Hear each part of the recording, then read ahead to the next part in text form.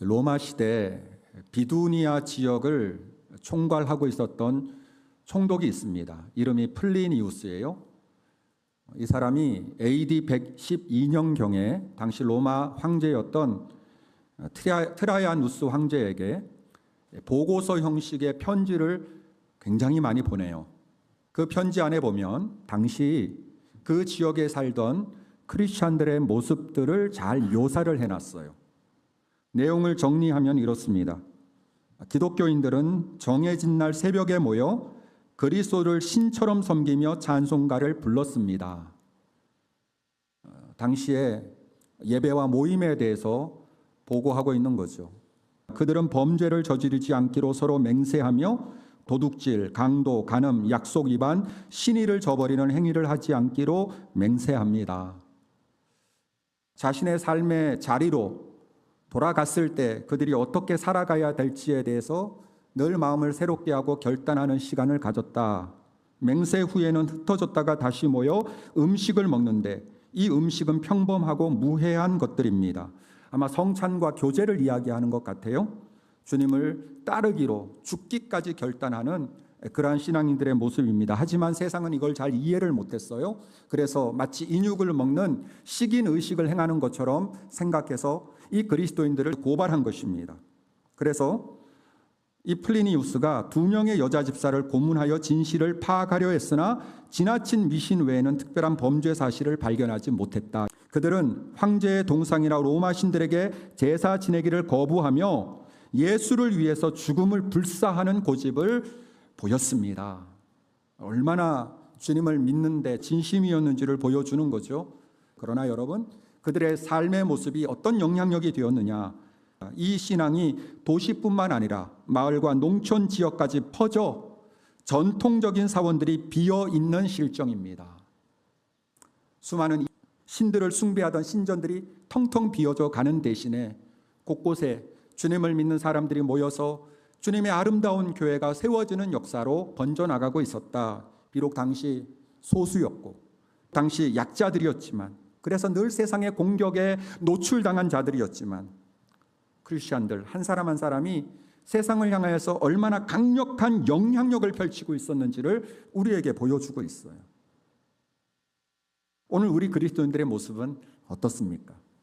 이 시대 우리 교회의 모습은 어떻습니까?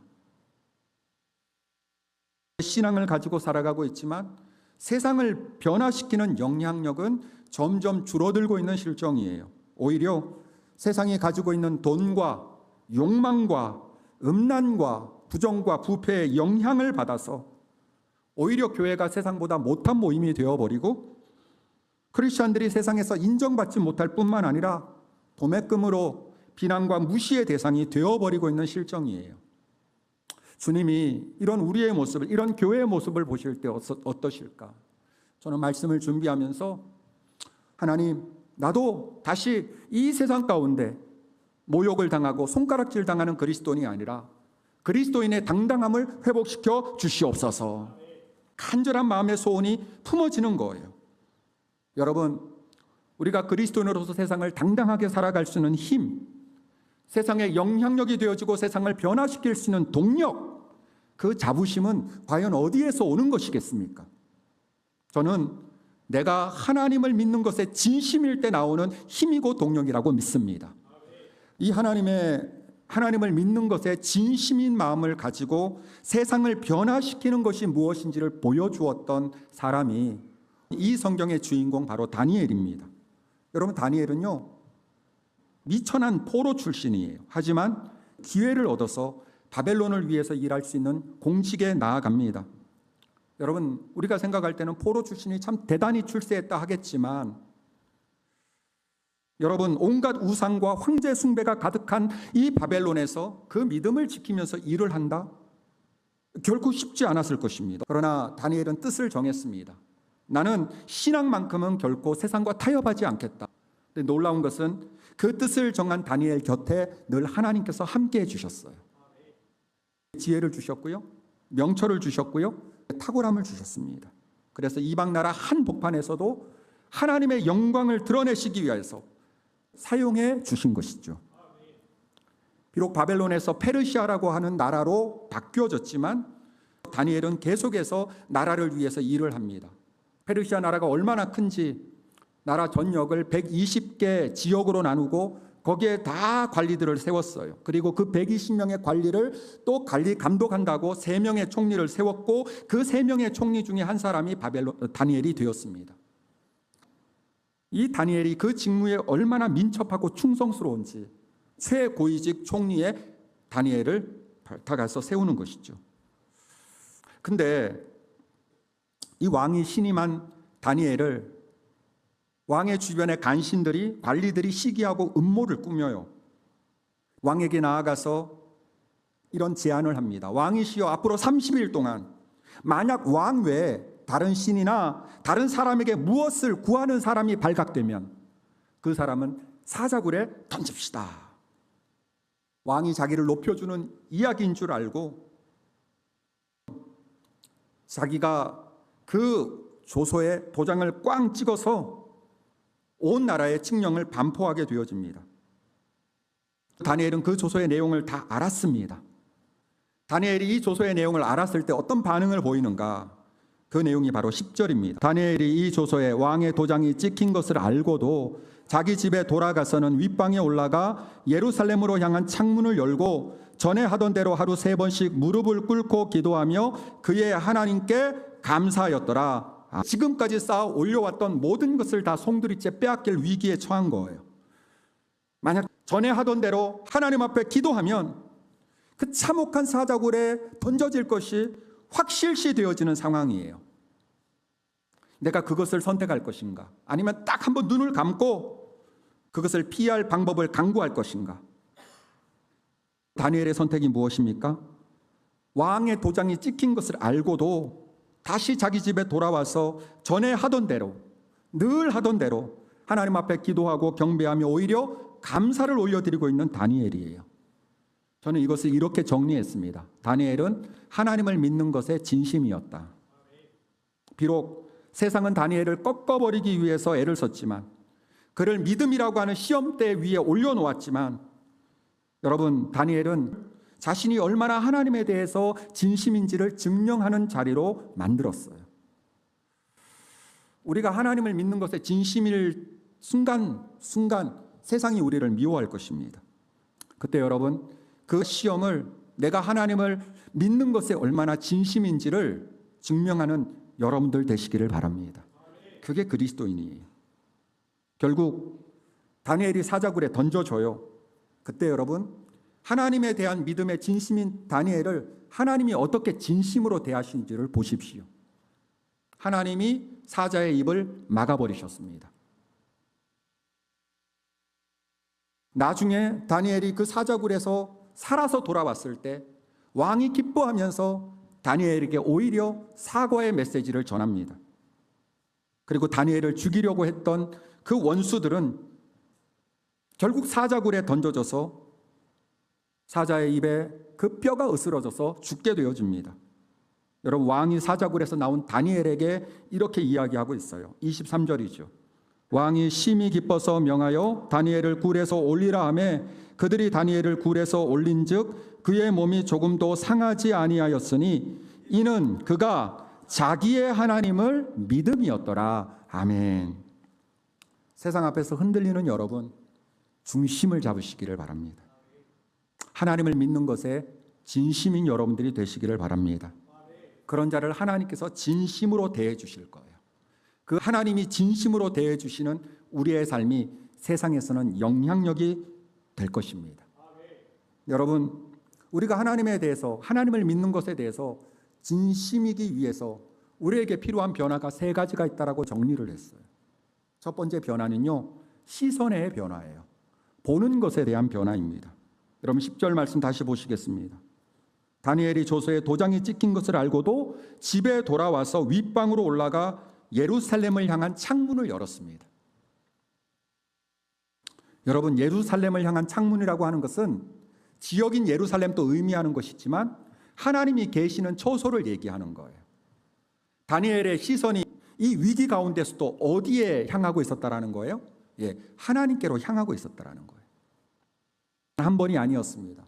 하루에 무려 3번. 그게 다니엘의 평생 동안 지속되어져 온 거예요. 어떤 상황 속에서도 다니엘의 시선은 하나님을 향한 것에서 벗어난 적이 없다라는 것을 우리에게 보여주고 있는 거예요. 여러분, 우리가 하나님을 믿는 것에 진짜 진심이라면 우리의 시선이 하나님께로 향해 있어야 됩니다. 한 여성이 20살에 결혼을 했어요. 안타깝게도 3년 만인 23살에 남편을 잃고 말았습니다. 뱃속에 유복자가 있었는데 낳고 보니까 딸이에요. 홀로서 이 딸을 키우는 것이 얼마나 힘들고 어려운지 몰라요. 하지만 하나님의 힘을 의지하면서 고생과 희생을 마다하지 않고 정말 이 딸을 훌륭하게 잘 키워냈습니다. 그 딸은 좋은 대학을 나오고요, 유학까지 다녀와서 대학교의 교수님이 되었습니다. 이제 시간이 흘러서 이 딸도 40대 중년이 되었어요. 늙어가고 계시는 어머니를 보니까 감사의 마음이 막 솟구치는 거예요. 엄마 없이는 자기의 인생이 존재할 수 없었다라는 것을 깨닫고서 어머니에게 찾아가서 그 감사의 마음을 다 표현해내면서 이렇게 물어봤습니다. 엄마, 혹시 뭐 원하시는 거 없어요? 뭘 원하시든지 제가 다 드려드릴게요. 그랬더니 엄마가 이렇게 이야기하는 거예요. 네가 이렇게 훌륭하게 자라준 것만 해도 소원을 다 이루었다. 내가 너에게 바라는 것 딱 한 가지 있다. 내가 이제 나이가 먹어가지고 교회를 가는 게 너무 어렵구나. 교회를 갈 때 나를 차에 좀 태워줬으면 좋겠다. 그리고 함께 예배를 드리고 돌아오는 길에도 나를 태우고 집으로 돌아왔으면 좋겠다. 딸이 엄마의 부탁을 받고 시키는 대로 하기로 했습니다. 그래서 교회에 나갔어요. 나갔더니 교회에서 이 딸을 너무나도 환영해주고 반겨주는 거예요. 딸이 너무 기분이 좋았습니다. 그 기분 좋은 채로 예배를 마치고 휴게실에 있는데요, 자기와 같은 동년배인 여성들이 수다를 떨고 있는 소리를 듣게 됐어요. 근데 서로 이야기하는 대화의 내용들이 서로를 헐뜯는 내용이었습니다. 마음이 너무 불쾌했습니다. 교회라고 해서 왔는데 여기에서도 세상에서 듣는 그 소리를 듣는 거구나 라고 해서 자리를 옮겼어요. 잠깐 자리를 옮겨서 앉아 있는데 그 교회 장로라고 하시는 분이 나와서 하는 얘기가 자신이 봉직하고 있는 대학에 자기 아들이 다니고 있는데 자기 아들을 잘 봐달라고 하는 청탁을 하는 것입니다. 마음이 너무 불편해졌습니다. 예수 믿는 것들도 별것 없네. 그 순간에 회의실 쪽에서 막 큰 소리가 들리는 거예요.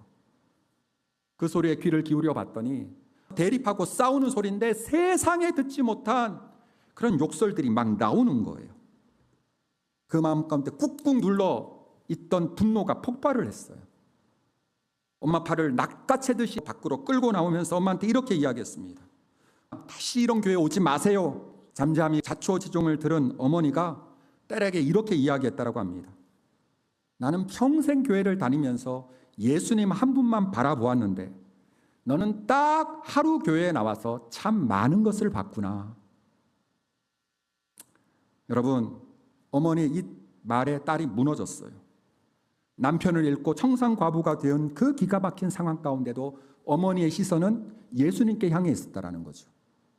세상의 천대와 무시에도 오직 딸을 키워내는 그 힘든 시간 속에서도 이 어머니의 시선은 오직 예수님께 향해 있었다는 거예요.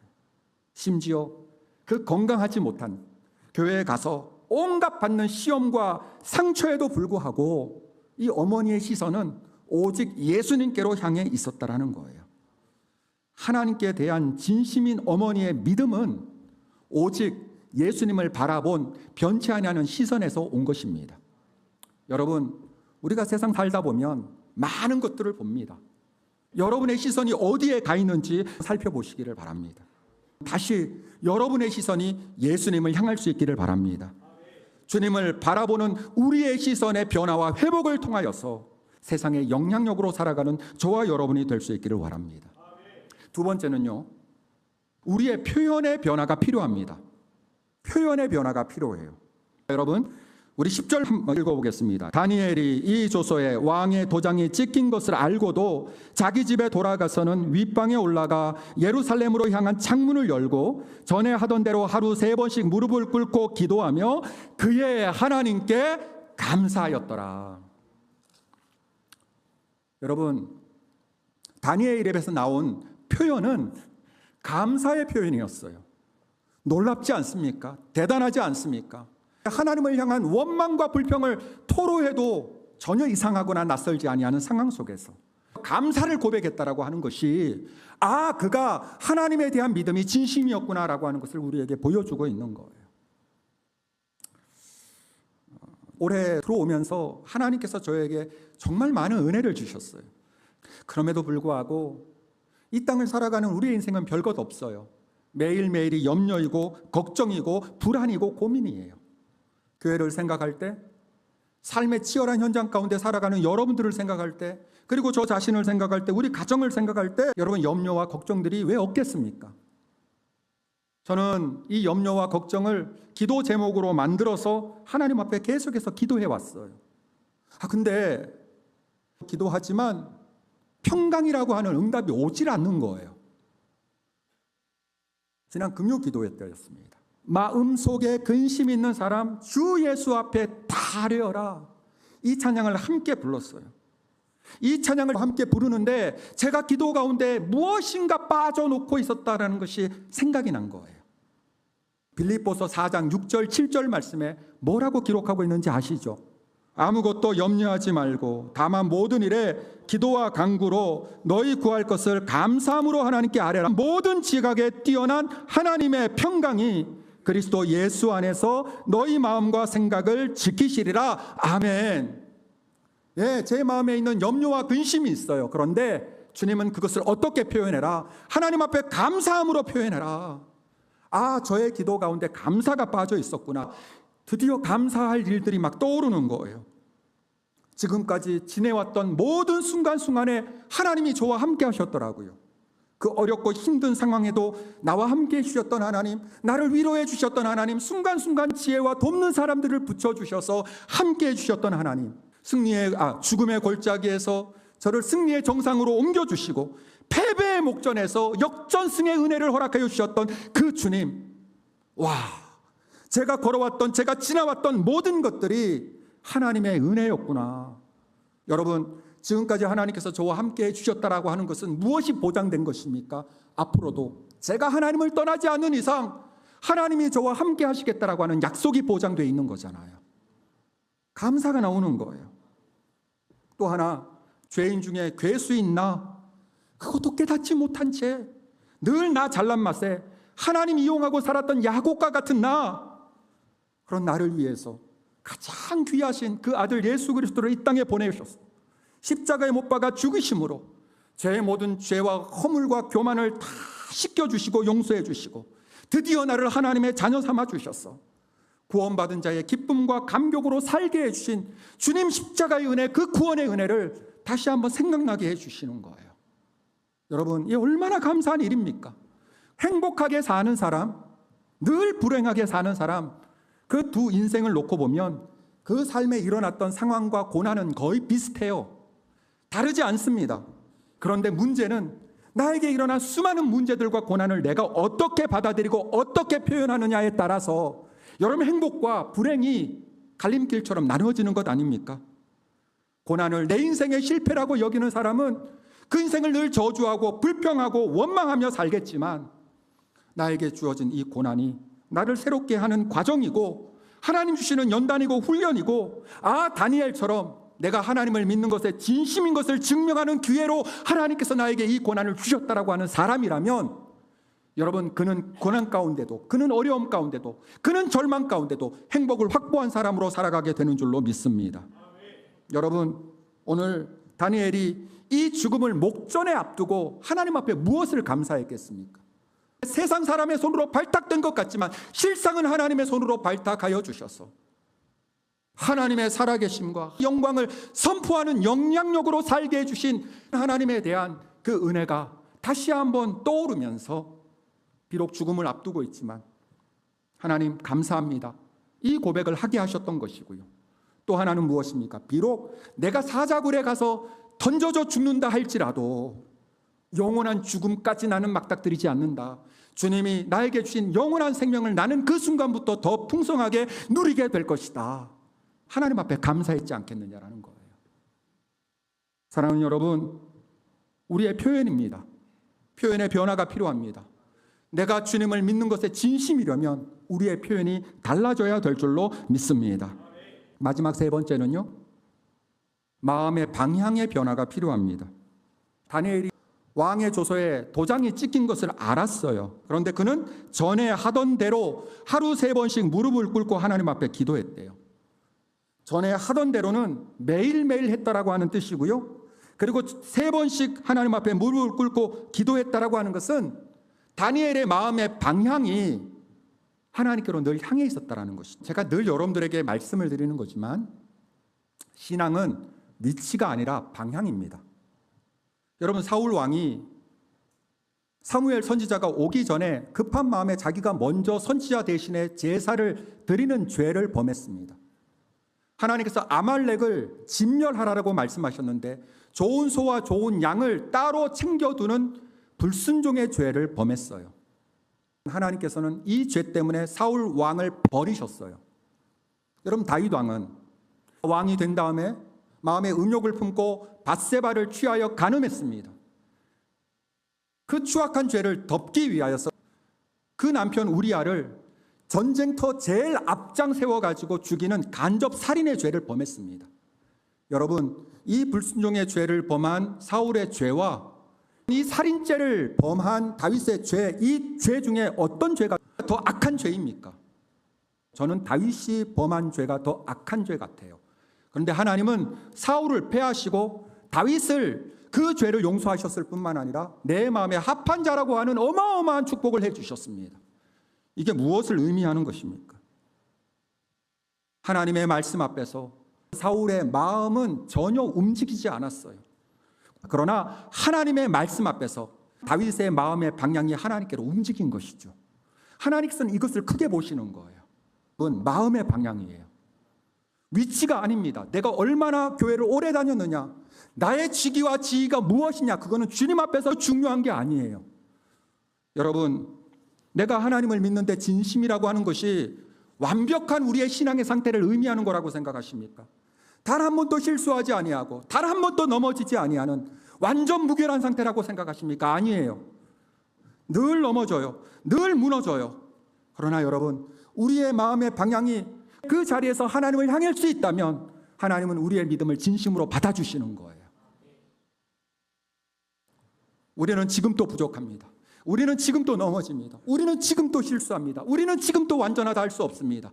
늘 불안하고 깨어지고 상처 있고 넘어지고 쓰러지고 패배하는 인생일지 몰라도 지금 나의 위치에서 나의 마음의 방향이 주님께로 향할 수 있다면 주님은 우리의 믿음이 하나님에 대해서 진심이라고 축복해 주실 줄로 믿는 거예요. 믿는 거예요. 왜 다니엘이 단 하루도 거르지 아니하고 하루에 3번씩 하나님 앞에 나아가서 무릎을 꿇고 기도의 시간을 가졌겠습니까? 자기도 부족한 거예요. 자기도 넘어지는 거예요. 자기도 유혹을 받는 거예요. 그러나 하나님 앞에서 자기의 마음을 점검받는 것입니다. 내 마음의 방향이 어디로 향하는지 조금 더 긴장을 늦추지 아니하고 하나님 앞에서 마음의 방향을 점검받는 거예요. 그리고 그 기도를 통하여서 하나님께서 나에게 주시는 방향의 교정을 하는 것입니다. 다시 일어나십시오. 믿음의 자리로 나아가십시오.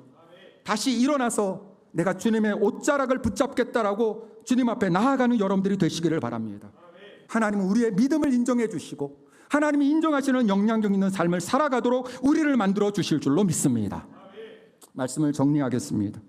시선을 하나님께로 향합시다. 우리의 표현을 하나님을 향한 감사의 표현으로 변화시킵시다. 때로는 넘어져도 때로는 실수해도 다시 하나님을 향한 우리의 마음의 방향을 가지고 하나님 앞에 나아가 세상의 영향력으로 살아가는 저와 여러분이 될 수 있기를 원합니다.